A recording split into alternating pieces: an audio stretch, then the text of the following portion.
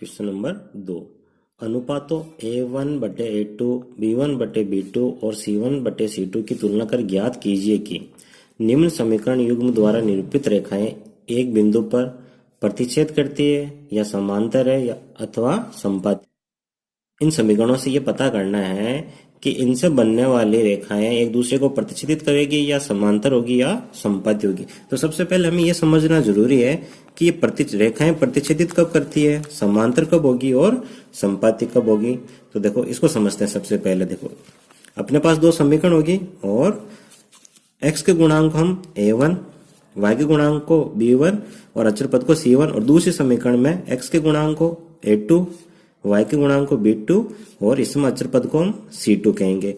इनसे हमें क्या करना है, जो x का गुणांक है, जो y का गुणांक है और जो अचर पद है वो लिखना है। तो a1/a2, b1/b2, a1/a2 और b1/b2 इन दोनों का मान समान नहीं हो, इस स्थिति में इनसे बनने वाली जो रेखाएं होगी वो होगी प्रतिच्छेदित। कैसी होगी? प्रतिच्छेदित। और a1/a2 बराबर b1/b2 बराबर c1/c2। यदि दोनों समीकरणों से प्राप्त मान बराबर बराबर आए तो इनसे बनने वाली जो रेखाएं होगी वो होगी संपाती। संपाती का मतलब है एक रेखा के ऊपर ही दूसरी रेखा आएगी। तीसरा, यदि a1/a2 बराबर b1/b2, पहला और दूसरा मान बराबर आए लेकिन b1/b2 का मान c1/c2 के बराबर नहीं हो, नॉट इक्वल टू हो, तो उस स्थिति में रेखाएं होगी वो समांतर होगी। समांतर से मतलब है कि दोनों कभी आपस में प्रतिच्छेदित नहीं होगी। तो क्वेश्चन देखते हैं। देखो क्या है, 5x माइनस के 4y प्लस के 8 बराबर 0, 7x प्लस 6y माइनस के 9 बराबर 0। देखो a1 क्या होगा अपने पास 5/a2 7, फिर b1 माइनस के 4। देखो जो चिन्ह होता है ना वो साथ में लिखना है। अगर ये माइनस है तो माइनस, ये प्लस है तो प्लस में। यहाँ b2 अपने पास है प्लस के 6, c1 अपने पास होगा प्लस के 8 और माइनस के 9 c2 हो जाएगा। अब देखते हैं, देखिए 2 का भाग 4 में 2 बार, 2 का भाग 6 में 3 बार, ये आपस में कटे काट दिया। अब देखो ये कहीं से आपको बराबर लग रहे हैं क्या? तो नहीं है। तो इस स्थिति में हम इसे क्या कहेंगे, यहां से देख के पता कर सकते हैं। इसमें लिखा हुआ अगर पहला ही मान बराबर नहीं हो तो उस स्थिति में रेखाएं कैसी होगी? प्रतिच्छेदित होगी। इसका आंसर होगा कि रेखाएं प्रतिच्छेदित होगी।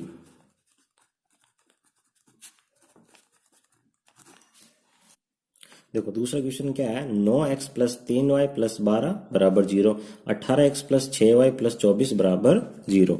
तो यहाँ अपने पास a1 होंगे 9, a2 18, b1 3, b2 6, c1 12 और c2 24। इनको सरल कर लेते। देखो 9 का भाग 9 में एक बार, 9 का भाग 18 में 2 बार, 3 का भाग 3 में एक बार, 3 का भाग 6 में 2 बार, और इसमें देखो 12 का भाग 12 में एक बार, 12 का भाग 24 में 2 बार।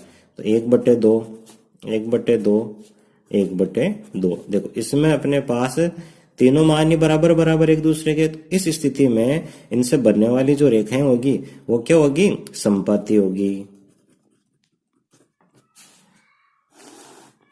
अब देखो तीसरा क्वेश्चन, 6/2 माइनस के 3/, देखो y का गुणा क्या होगा यहाँ माइनस का 1, 10/9। देखो 6 में 2 का भाग 3 बार, 2 में 2 का भाग 1 बार, माइनस से माइनस कट जाएगा, इसमें किसी का भी भाग नहीं जा रहा है। तो 3/1 बराबर 3/1 नॉट इक्वल टू 10/9। अब देखो पहला और दूसरा बराबर है, दूसरा और तीसरा बराबर नहीं हो। हमने पढ़ा था कि b1/b2 not equal to c1/c2 हो, तो उस स्थिति में जो रेखाएं होगी वो होगी समांतर। तो इनसे बनने वाली रेखाएं कैसी होगी? समांतर। बस अगला क्वेश्चन, क्वेश्चन नंबर 3 क्या लिखा है, अनुपातों a1/a2, b1/b2 और c1/c2 की तुलना कर ज्ञात कीजिए कि निम्नलिखित समीकरणों के युग्म संगत है या असंगत है। तो देखो यहाँ अपने पास पहला है 3x प्लस 2y बराबर 5, 2x माइनस 3y बराबर 7। तो एक चीज हमें ये ध्यान रखनी है कि संगत और असंगत होने के लिए इसकी एक कंडीशन है, जो हमने सीखा था ना, a1 बटे a2, b1 बटे b2, c1 बटे c2। तो इसकी ये कंडीशन है, यदि इनके तीनों ही मान आपस में बराबर बराबर है तो ये होंगे संगत। ठीक है, क्या कहा मैंने, तीनों मान क्या होने चाहिए, आपस में बराबर होने चाहिए, तो ये होंगे संगत। या इसमें जो तीनों ही मान है ये आपस में बराबर नहीं है, तब ये क्या होंगे, संगत। या तो तीनों आपस में बराबर हो या तीनों ही आपस में बराबर नहीं हो, तो उस स्थिति में ये होंगे संगत। यदि a1 बटे a2 not equal to b1 बटे b2, मतलब पहला मान दूसरे मान के बराबर नहीं हो लेकिन तीसरा बराबर हो, तो उस स्थिति में ये होंगे असंगत। या ऐसा हो सकता है कि पहला और दूसरा तो बराबर हो लेकिन दूसरा और तीसरा बराबर नहीं है, तब ये होंगे असंगत। तो कहने का मतलब या तो तीनों ही बराबर हो या तीनों ही बराबर नहीं हो, तब होंगे संगत। यदि एक बराबर है लेकिन दूसरा नहीं है, दूसरा है पहला नहीं है, तो उस स्थिति में ये होंगे असंगत। तो यहाँ अपने पास पहला है, देखो a1 है 3, a2 है 2, b1 है 2, b2 है माइनस के 3, c1 अपने पास 5 और c2 है 7। देखो ये तीनों आपस में बराबर नहीं है, तो उस स्थिति में इन्हें क्या कहेंगे, ये क्या है, संगत है। तो इसमें लिख देते हैं संगत। और अगला क्वेश्चन करते हैं। अब देखो यहाँ अपने पास a1 क्या है 2, a2 4, b1 माइनस के 3, b2 माइनस के 6, c1 8, c2 9। 2 का भाग 2 में एक बार, 2 का भाग 4 में 2 बार, 3 का भाग 3 में एक बार, 3 का भाग 6 में 2 बार, माइनस से माइनस कट जाएगा। ये हुआ 1/2, 1/2 और 8/9। तो देखो इसमें पहला दूसरा मान आपस में बराबर है, लेकिन जो दूसरा मान है वो तीसरे के क्या नहीं है, बराबर नहीं है। तो इस स्थिति में ये क्या हो जाएगा, असंगत हो जाएगा। तो हम लिख देते हैं असंगत। देखो तीसरा क्वेश्चन, क्वेश्चन नंबर 3। देखो अपने पास इसमें a1 है 3/2 और a2 है 9, b1 है 5/3 और b2 है माइनस के 10, c1 अपने पास 7 और c2 अपने पास 14। अब देखो जब भी अपने पास बटे के बटे में हो तो हमें क्या करना है, इसके नीचे एक लगा देना है, क्योंकि इसके नीचे कुछ दिया हुआ नहीं है, अंश दिया हुआ हर नहीं है, तो हर में अपन एक लगा सकते हैं। अब देखो अब क्या करना है, इसको अगले स्टेप में 3/2। अब क्या करना है, जब ये बटे हुए में तो इनको क्या करना है, ऊपर ले जाना। तो ऊपर ले जाते समय ये संख्याएं पलट जाएगी। 9/1 का क्या हो जाएगा, 1/9। यहाँ 5/3 और ये जब ऊपर जाएगा तो ये हो जाएगा 1/, माइनस के 10। और ये तो 7/14, देखो 7 में 7 का भाग एक बार, 7 में 14 का भाग 2 बार, तो 1/14 में 7 का भाग 2 बार, 1/2। अब देखो 3 का भाग 9 में 3 बार और 3 में एक बार गया, 5 का भाग 5 में एक बार, 5 का भाग 10 में 2 बार। अब देखो इसको सरल करने पे क्या आया, 1 को 1 से गुणा करेंगे 1, 3 को 2 से गुणा करने पे 6, 1 को 1 से गुणा करने पे 1, 3 को 2 से गुणा करने पे माइनस के 6 और यहाँ 1/2। तो क्या ये तीनों मान आपस में बराबर है, बराबर नहीं है, तो हम इसे क्या कहेंगे, ये क्या होंगे, संगत होंगे। अगला क्वेश्चन देखो a1 अपने पास क्या है, इसमें 5, a2 माइनस के 10, b1 अपने पास माइनस के 3, b2 प्लस के 6, c1 11, c2 माइनस के 22। देखो 5 का भाग 5 में एक बार, 5 का भाग 10 में 2 बार, 3 का भाग 3 में एक बार, 3 का भाग 6 में 2 बार, 11 का भाग 11 में एक बार, 11 का भाग 22 में 2 बार। अब देखो इसका आंसर क्या है, माइनस के 1/2, माइनस के 1/2 और इसमें भी माइनस के 1/2। अब देखो इसमें तीनों ही मान बराबर है और हमने कहा था कि जब तीनों ही मान बराबर है तो उस स्थिति में ये क्या होंगे, संगत होंगे। अगला क्वेश्चन, क्वेश्चन नंबर 5। a1 अपने पास 4/3, a2/2 और इसके बटे में 1 लगा देते हैं, b1 अपने पास 2, b2 3, c1 8, c2 12। देखो 4/3 है, क्या करेंगे, 2/1 ऊपर ले जाएंगे तो ये हो जाएगा 1/2, 2/3 का 2/3 ही रहेगा। अब देखो 4 का भाग 8 में 2 बार, 4 का भाग 12 में 3 बार, तो इसका आंसर आया 2/3। अब देखो 2 का भाग 2 में 1 बार, 2 का भाग 4 में 2 बार। अब देखो 2 को 1 से गुणा करने पे क्या आएगा 2, 3 को 1 से गुणा करने पे 3, यहाँ 2/3 पहले से ही है। अब देखो इसमें तीनों ही आपस में क्या है बराबर है, और जब तीनों ही बराबर है उस स्थिति में ये कैसे होंगे, ये संगत समीकरण होगी। संगत लिख दिया, बस ये इसका आंसर है।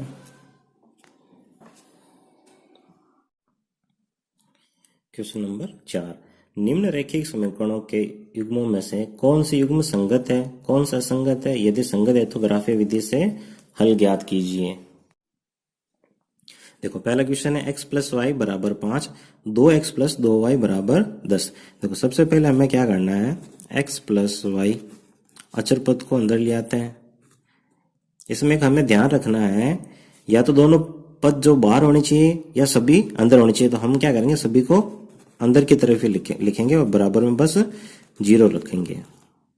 देखो इसमें क्या कहा था कि संगत है या असंगत है, तो संगत और असंगत होने के लिए क्या आवश्यक है, या तो A1/A2, B1/B2, C1/C2, या तो ये तीनों ही मान आपस में बराबर बराबर होना चाहिए। अगर ये तीनों ही मान बराबर है तो उस स्थिति में होंगे ये संगत, ठीक है। या ये तीनों ही आपस में बराबर नहीं हो तब ये क्या होंगे, संगत। यदि इनमें से मान लो कि जो पहले दोनों है वो बराबर है और तीसरा बराबर नहीं है, तो उस स्थिति में ये होंगे असंगत। या फिर ऐसा हो कि पीछे वाले दोनों तो बराबर हो लेकिन पहला और दूसरा जो मान है वो बराबर नहीं हो, तो उस स्थिति में भी ये क्या होंगे, असंगत। तो संगत होने के लिए या तो तीनों ही आपस में बराबर हो या तीनों ही आपस में बराबर नहीं हो। असंगत होने के लिए इनमें से एक बराबर होना चाहिए, एक बराबर नहीं होना चाहिए, बस ये इसकी कंडीशन है। तो देखिए यहां से पहला x का गुणांक क्या होगा 1, और यहाँ x का गुणांक 2, y का गुणांक 1, यहाँ y का गुणांक 2, या -5 -10। देखो माइनस से माइनस कट जाएगा, 5 का भाग 5 में 1 बार, 5 का भाग 10 में 2 बार। तो यहाँ तीनों ही मान क्या आ रहे हैं, 1/2, 1/2 और 1/2। तो जब तीनों ही बराबर है तो उस स्थिति में ये क्या होंगे, संगत होंगे। अब प्रश्न में कहा गया है यदि इनका मान संगत है तो ग्राफीय विधि से हल ज्ञात कीजिए। देखो सीखते हैं हम। देखिए पहली समीकरण अपने पास क्या थी, x + y = 5। तो हमें क्या करना है, इस पहली समीकरण से x और y का मान ज्ञात करना है। तो सबसे पहले हम x को एक तरफ रख लें और y को दूसरी तरफ भेज दें। इससे हमें x और y की एक सारणी प्राप्त करनी है जिसमें कम से कम 2 मान हमें ज्ञात हो।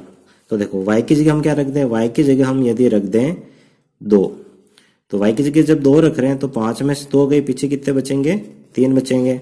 इस बार मान लो हमने y के जगह रख दिया 3, तो 5 में से 3 गए, पीछे कितने बचे 2, तो बस 2 मान प्राप्त हुए। अब देखो इस समीकरण में 2 का भाग जा रहा है, तो 2 का भाग इसमें देंगे तो x, इसमें देंगे तो पीछे y, और 10 में देंगे तो 5। देखो x + y = 5 और ये भी x + y = 5 प्राप्त हुआ। या तो यही मान रख लो, अगर हम दूसरा मान चाहते हैं तो वो भी निकाल सकते हैं। देखो x = 5 - y, सारणी बना लें। इसमें भी हमें कितने मान ज्ञात करने हैं, 2 मान ज्ञात करने हैं। ऐसा जरूरी नहीं है कि y की जगह हमने जो ये मान रखे वो ही रखें, कुछ भी रख सकते हैं। इस बार मान लो हमने y की जगह लिख दिया 1, 5 में से 1 गया, पीछे कितने बचेंगे 4, और y की जगह इस बार हमने लिख दिया 4, तो 5 में से 4 गए, पीछे कितने बचे 1। तो हम मान कुछ भी रख सकते हैं, ऐसा जरूरी नहीं है, जो अपनी इच्छा हो वो रख सकते हैं। अब देखो हम इससे क्या बनाएंगे, एक ग्राफ बनाएंगे।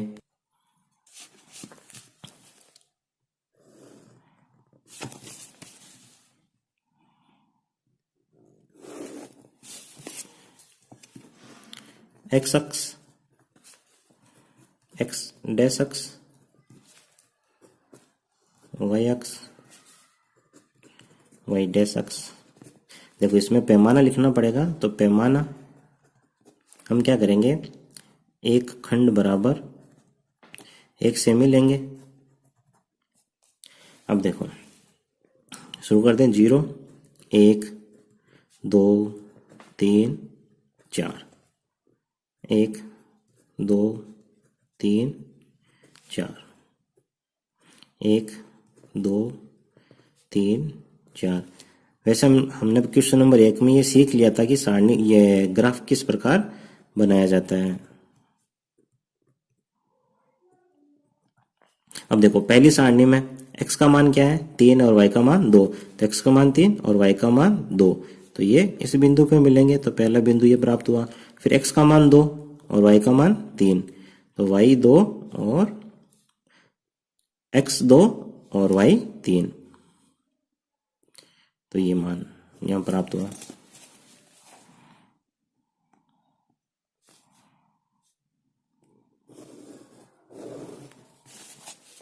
अब देखो दूसरी तरफ अपने पास यहाँ x का मान कितना है 4 है और y का मान 1 है, तो ये इस बिंदु पर प्राप्त होगा। x का मान 1 और y का मान 4। तो देखो इसमें बनने वाली जो रेखा होगी वो होगी संपाती, ये एक दूसरे के ऊपर से ही निकलेगी। तो इस प्रकार की रेखाओं को कहते हैं संपातित रेखाएं। कौन सी रेखाएं? संपाती। क्वेश्चन नंबर 2 देखो यहाँ अपने पास a1 का मान 1, a2 3, b1 -1, b2 -3 और c1 8 और c2 अपने पास है 16। देखो माइनस से माइनस कट जाएगा ये, तो यहाँ अपने पास 1/3 बराबर 1/3 के 8 का भाग 8 में 1 बार, 8 का भाग 16 में 2 बार, यह है 1/2। अब देखो यहाँ पे पहला और दूसरा मान तो बराबर बराबर है, लेकिन तीसरा मान दूसरे के बराबर नहीं है। तो हमने सीखा था कि या तो तीनों ही बराबर हो या तीनों ही बराबर नहीं हो। तो इसमें एक बराबर है दूसरा बराबर नहीं है, तो इस स्थिति में ये रेखाएं किस प्रकार की होगी? असंगत होगी। और असंगत होगी तो हम इसको ग्राफी विधि से हल नहीं करना है। देखो तीसरा क्वेश्चन, क्वेश्चन नंबर 3 देखो a1 अपने पास 2, a2 4, b1 1, b2 -2, c1 -6, c2 -4। देखो माइनस से तो माइनस कट ही जाएगा। 2 का भाग 2 में 1 बार, 2 का भाग 4 में 2 बार, इसमें नहीं जा रहा है। 6 में 2 का भाग 3 बार, 6 में 4 का भाग 4 में 2 का भाग 2 बार। तो अपने पास मान आया 1/2, 1/-2, 3/2। इसमें अभी ये तीनों ही मान आपस में बराबर नहीं है। जब तीनों ही मान बराबर नहीं है तो उस स्थिति में हम क्या कहेंगे? ये आपस में क्या है? संगत है। अगर ये संगत है तो हमें इन्हें ग्राफी विधि से हल करना पड़ेगा। तो देखो समीकरण 1 लेते हैं। सबसे पहले 2x + y - 6 बराबर के 0। देखो क्या करना है, इसमें y को इधर ही रख लो, -6 को उस तरफ भेजेंगे तो +6, 2x को उस तरफ भेजेंगे तो -2x, और इससे हम एक सारणी बना लेते हैं x और y। इसमें हमें 2 मान ज्ञात करने हैं। देखो x की जगह कोई मान रखते हैं, जैसे मैंने रखा x की जगह 0, तो 0 को 2 से गुणा करने पे 0, तो 6 में से 0 गए तो पीछे 6 आएगा। इस बार मैंने x की जगह लिख दिया 1। 2 को 1 से गुणा करने पे 2, 6 में से 2 गए पीछे बचे 4, तो अपने पास 2 मान आ गए। अब दूसरी समीकरण लेते हैं। दूसरी समीकरण अपने पास है 4x - 2y - 4 बराबर 0। देखो इस पूरी समीकरण में 2 का भाग जा रहा है, तो 2 का भाग इसमें गया तो 2x, यहाँ y, यहाँ बचा अपने पास -2, 0 में देंगे तो 0 ही। देखो इसमें क्या करते हैं, 2x - 2 को इस तरफ रख लें और y को उस तरफ भेजेंगे तो +y। यहाँ पे भी हमें x और y का मान ज्ञात करना है, तो सारणी में हमें 2 ही मान ज्ञात करने हैं। देखो x का मान लिखते हैं। यहाँ पे x की जगह मैंने लिखा 1। जब 2 को 1 से गुणा करेंगे तो 2 में से 2 गई, पीछे बचा 0। इस बार मैंने x की जगह लिख दिया 2, तो 2 को 2 से गुणा करने पे 4, 4 में से 2 गई तो पीछे बचे 2। तो दूसरी सारणी हमें प्राप्त हो गई, x का मान 1, y का मान 0, x का मान 2 और y का मान भी 2। अब सारणी, अब ग्राफ आप खुद ही बना लेना, इजी है, आराम से बना सकते हो। अगर नहीं आ रहा है तो क्वेश्चन नंबर 1 में मैंने अच्छे से सिखाया है, तो क्वेश्चन नंबर 1 देख के आप कर लो। क्वेश्चन नंबर 4 देखो इस पूरे समीकरण में 2 का भाग जा रहा है, तो पीछे बचा x माइनस वाई माइनस के 1 बराबर 0। इसमें नहीं जा रहा है। तो देखो यहाँ अपने पास a1 का मान होगा 1, a2 का मान 4, b1 का मान माइनस के 1, b2 का मान माइनस के 4, c1 का मान माइनस का 1 और c2 का मान माइनस के 5। देखो माइनस से माइनस कट जाएगा, यहाँ पे भी माइनस से माइनस, पीछे बच्चा 1/4, 1/4, 1/5। देखो इसमें पहला और दूसरा मान बराबर है, लेकिन जो दूसरा मान है वो तीसरे के बराबर नहीं है। तो जो दूसरा तीसरे के बराबर नहीं है तो इसका मतलब ये क्या होंगे, असंगत होंगे, क्योंकि हमने यही पढ़ा है या तो तीनों ही बराबर हो या तीनों ही बराबर नहीं होने चाहिए। बस ये इसका आंसर है। क्वेश्चन नंबर 5, एक आयताकार बाग जिसकी लंबाई चौड़ाई से 4 मीटर अधिक है का अर्ध परिमाप 36 मीटर है। ध्यान रहे अर्ध परिमाप लिखा है। बाग की विमाएं ज्ञात कीजिए। तो हमें लंबाई और चौड़ाई ज्ञात करनी है। तो देखो सबसे पहले हम क्या लिखेंगे, यहाँ अपने को कहा कि जो लंबाई है वो चौड़ाई से 4 मीटर अधिक है। तो ना तो वैसे अपने पास लंबाई है ना ही चौड़ाई है, तो हम क्या करेंगे, हम लिख देंगे माना आयताकार बाग की चौड़ाई x मीटर, तब लंबाई कितनी हो जाएगी, तब आयताकार बाग की लंबाई हो जाएगी x + 4 मीटर, क्योंकि लिखा है ना कि लंबाई चौड़ाई से 4 मीटर अधिक है। अब देखो अब आगे लिखा है इसका अर्ध परिमाप कितना है, 36 मीटर, और हमें यह पता है कि आयत का परिमाप क्या होता है। तो देखो आयत का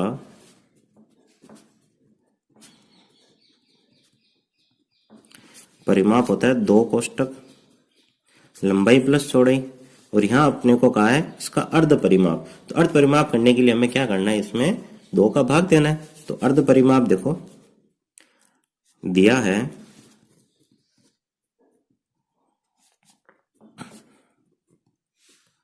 अर्ध परिमाप बराबर 36 मीटर। अब देखो आयत का परिमाप का सूत्र 2 कोष्टक लंबाई प्लस चौड़ाई बराबर 36 मीटर। अब देखो 36 मीटर लिखेंगे, ये तो अपने पास पूरे आयत का परिमाप है, अपने को अर्ध करना, तो इसमें कितने का भाग देना है, 2 का। तो 2 का भाग देंगे तो ये अर्ध बन जाएगा। अब देखो 2 से 2 कट गया, पीछे क्या बचा, लंबाई प्लस चौड़ाई। अब यहां से देखिए लंबाई लिखते हैं, लंबाई अपने पास है x, और सॉरी लंबाई अपने पास है x + 4 और चौड़ाई क्या है x, लिख दिया बराबर 36। x और x 2x प्लस के 4 इस तरफ आए तो माइनस के 4, 36 में से 4 गए, कितने बचेंगे पीछे, 32। अब अपने को क्या करना है, इसमें इसकी विमाएं ज्ञात करनी है। तो देखिए x का मान ज्ञात करते हैं सबसे पहले 32। देखो x का गुणांक 2 है, बराबर में आएगा तो जाएगा भाग में, 2 का भाग 32 में जाएगा 16 बार। x का मान आया 16। अब देखो चौड़ाई क्या हो गई 16 मीटर, तब लंबाई क्या हो जाएगी, चौड़ाई से 4 अधिक है तो 16 + 4 बराबर 20, तो हो गई 20 मीटर। बस ये इसका आंसर है। क्वेश्चन नंबर 6, एक रैखिक समीकरण 2x + 3y - 8 बराबर 0 दी गई है। 2 चरों में एक ऐसी और रैखिक समीकरण लिखिए ताकि प्राप्त युग्म का ज्यामितीय निरूपण जैसा कि प्रतिच्छेदित करती रेखाएं हो। तो आपको पता है कि प्रतिच्छेदित रेखाएं कब होगी, जब हमारे पास a1/a2 not equal to b1/b2 हो, मतलब पहला और दूसरा मान समान नहीं हो, तब क्या होगी, रेखाएं प्रतिच्छेदित करती होगी। तो यहाँ पहला दे रखा है 2x + 3y - 8 बराबर 0। तो हमें ऐसा मान लेना है कि जिससे इसका मान इसके बराबर ना हो। तो देखो कुछ भी ले लो, मैंने यहां ले लिया 5x माइनस के 2y, यहां ले लिया मैंने 4 बराबर 0। अब देखो a1 क्या हुआ 2 और a2 5, b1 3, b2 -2। तो यहाँ पहला और दूसरा मान बराबर हो रहा है क्या, नहीं हो रहा है, तो ये कि इसका आंसर है। कुछ कितने ही आंसर बना सकते हैं, जरूरी नहीं है कि यही समीकरण इसका आंसर है। आप अपने मन से और दूसरी समीकरण भी बना सकते हो। फिर देखो प्रतिच्छेदित करती रेखाएं हो, फिर उसके बाद उसने पूछा है कि समांतर रेखाएं हो।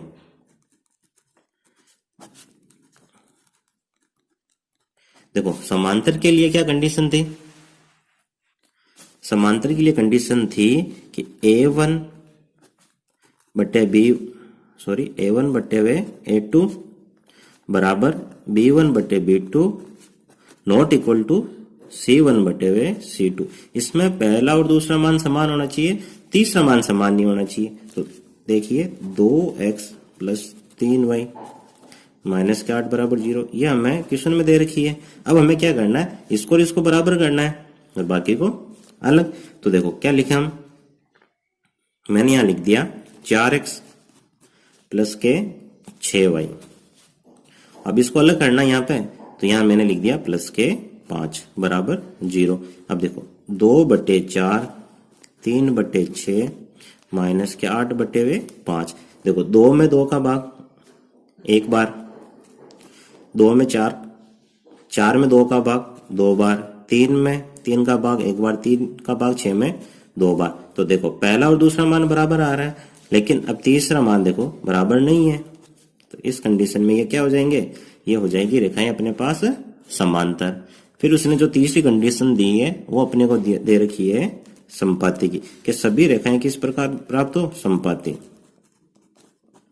संपाती रेखाएं।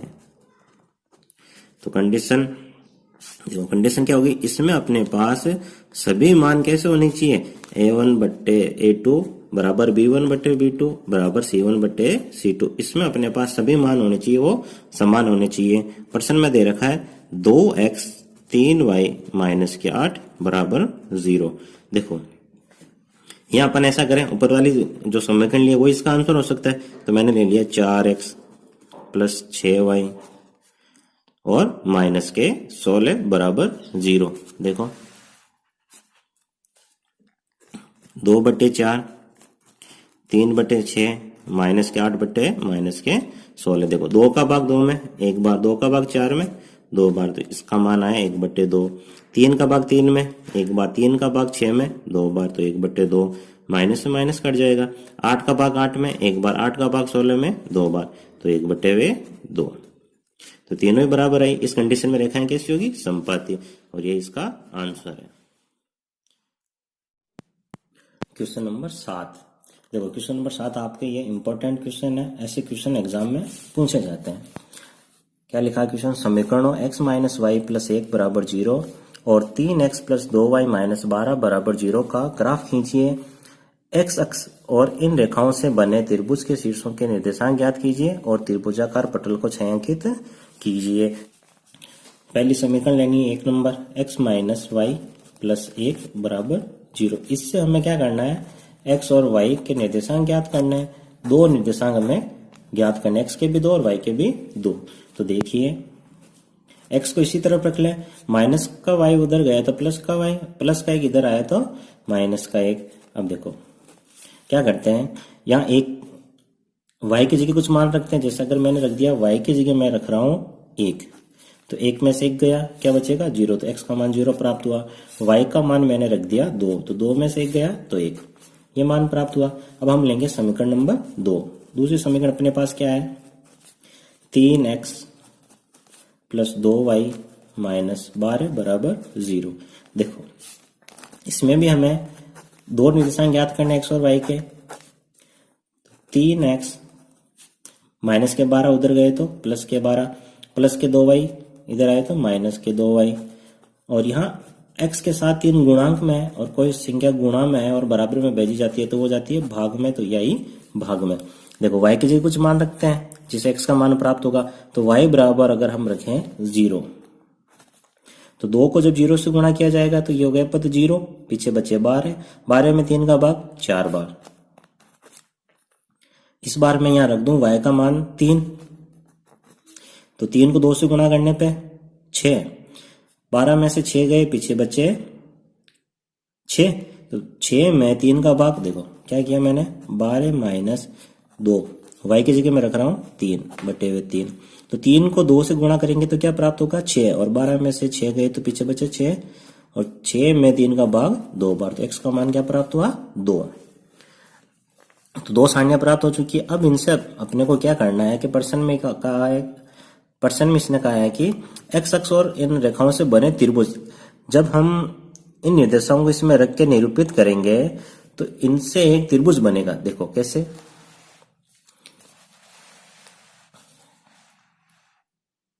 देखो ये वाला अक्ष कहलाएगा x अक्ष, ये x डैश अक्ष, y अक्ष, y डैश अक्ष, ये y डैश अक्ष हुआ और ऊपर y अक्ष। अब देखो मान लिख लें यहाँ पे प्लस का 1, प्लस के 2, प्लस के 3, प्लस के 4, प्लस के 5, इधर प्लस के 1, प्लस के 2, प्लस के 3, प्लस के 4 और प्लस के 5। इस तरफ मान लिखे जाएंगे वो माइनस में होंगे, हालांकि अपने पास अभी इसमें कोई मान माइनस का है नहीं, लेकिन लिख लेते हैं, जरूरत पड़ सकती है। अब देखो सबसे पहला अपने पास जो x का मान है, हमें क्या प्राप्त हुआ है, x का मान हुआ है 0 और 1, ठीक है 0 और 1। तो हम क्या करेंगे, देखो x का मान 0 है तो y अक्ष पे x अक्ष का मान 0 होता है, तो पहला मान 0, तो चलो 0 और y का मान 1, तो ये रहा 0 और 1, ठीक है। दूसरा मान क्या था 1 और 2, तो 1 और 2, तो 1 और 2, देखो x का तो 1 और y के 2, तो ये मान अपने को यहां मिलेंगे, ठीक है। क्या करना, अब इनको मिला लेते हैं। देखो